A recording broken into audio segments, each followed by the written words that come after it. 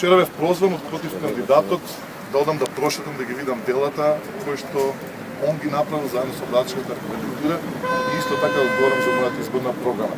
Прошетав, освен што видов изборен хаос, видов и многу објекти од Скопје 2014, видов и уништено Зеленово.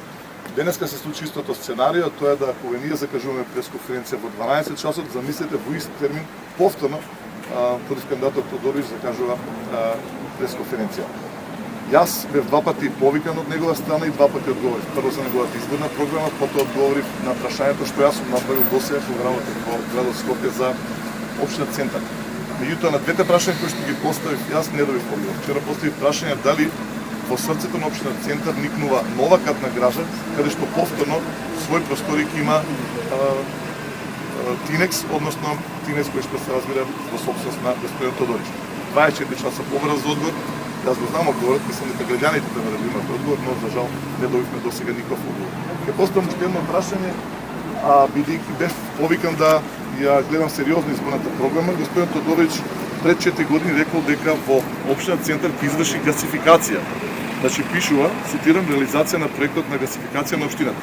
Повторно го имаме исто доветување како да е тој нов кандидат. Значи прашувам што е досега извршено од оваа гасификација, па да одиме заедно да го погледнеме сето тоа. Меѓутоа, мислам дека некоректно јас да одговорам на прашање, он да не одговарам на прашања.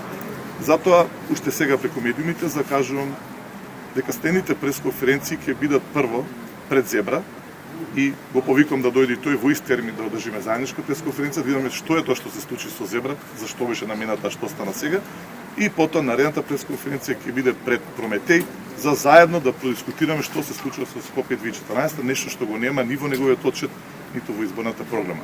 Меѓутоа, бидејќи се сомнам дека тој се разбира ќе се појави, а бидејќи мислам дека е некултурно према граѓаните на општина Центар првенствено да играме криенка, сакам да искористам ситуација, односно овој момент кога сте вие тука присутни како медиуми и да го повикам господин Тодорович на телевизиска дебата.